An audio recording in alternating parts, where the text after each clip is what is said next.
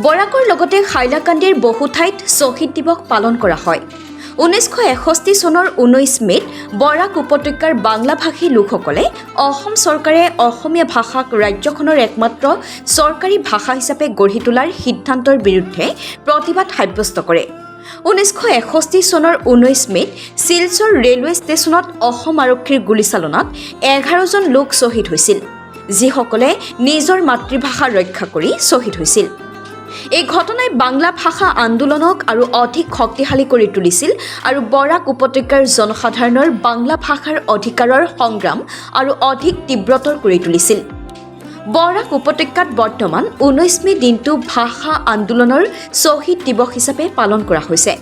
মূল ঘটনাটো অসমৰ বৰাক উপত্যকাৰ শিলচৰ ৰেল ষ্টেচনত সংঘটিত হয়, য'ত অসম আৰক্ষীয়ে বাংলাভাষী লোকৰ ওপৰত গুলীচালনা কৰে।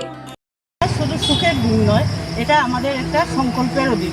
আজকে আমরা সবাই এই প্রদীপ প্রজ্বলন করে সবাই আমরা একটা সংকল্প নেব যে আমাদের বাংলা ভাষা যেন অমর রহে, সবসময় যেন বাংলা ভাষাটা আমাদের জন্য অমর থাকে। ধন্যবাদ। এই ঘটনাত নিহত হোৱা 11 জন বাংলাভাষী লোকক ভাষা আন্দোলনৰ শ্বহীদ বুলি গণ্য কৰা হয়। 1961 চনৰ 19 মে' তাৰিখটো বাংলা ভাষা আন্দোলনৰ ইতিহাসত এক গুৰুত্বপূৰ্ণ দিন হিচাপে পালন কৰা হয়। আজিৰ দিনটোত শ্বহীদসকলৰ স্মৃতিত মাল্য অৰ্পণ কৰা হয়।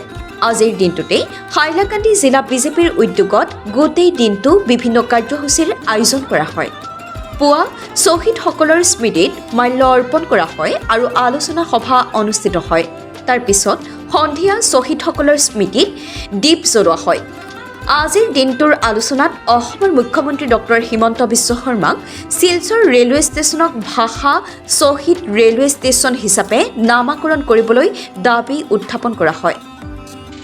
এই কাৰ্যসূচীত জিলা বিজেপিৰ সাধাৰণ সম্পাদক সঞ্জয় ৰায়, হাইলাকান্দি জিলা বিজেপিৰ উপসভাপতি কামাখ্যা প্ৰসাদ পুৰকায়স্থ, শুভ্ৰু চক্ৰৱৰ্তী, উমা ৰায়, বুল্টি দাস, সোমনাথ পুৰকায়স্থকে ধৰি অন্যান্য জিলা বিজেপি কৰ্মীসকল উপস্থিত থাকে।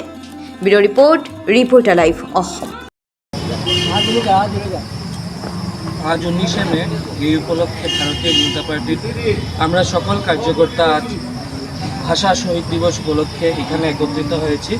শহীদ দিবসে সকালে ভারতীয় জনতা পার্টির পক্ষ থেকে সকলে মিলে শ্রদ্ধাঞ্জলি জ্ঞাপন করা হয়েছিল। এখন প্রদীপ প্রজ্বলন করা হয়েছে। আমরা জানি ভাষা শহীদ দিবস বাংলা ভাষার জন্য 1961 সালের 19 মে 11 জন শিলচরে শহীদ হয়েছিলেন বাংলা ভাষাকে রাজ্যিক মর্যাদা দেওয়ার জন্য। সেই হিসাবে আজকে এই দিনটি পালন করে থাকি সবসময় 19 মে ভাষা শহীদ দিবস উপলক্ষে। এই কারণে আজকে আমরা এখানে সকল সংগঠনের তরফ থেকে এখানে শ্রদ্ধা জ্ঞাপন করা হয়েছে। সেই সঙ্গে আমরা ভারতীয় জনতা পার্টির সকল স্তরের কার্যকর্তারা এখানে 19 মে উপলক্ষে ভাষা শহীদ দিবসে শ্রদ্ধাঞ্জলি জ্ঞাপন করার জন্য এখানে একত্রিত হয়েছি এবং শ্রদ্ধাঞ্জলি জ্ঞাপন করেছি। ধন্যবাদ। Reporter live.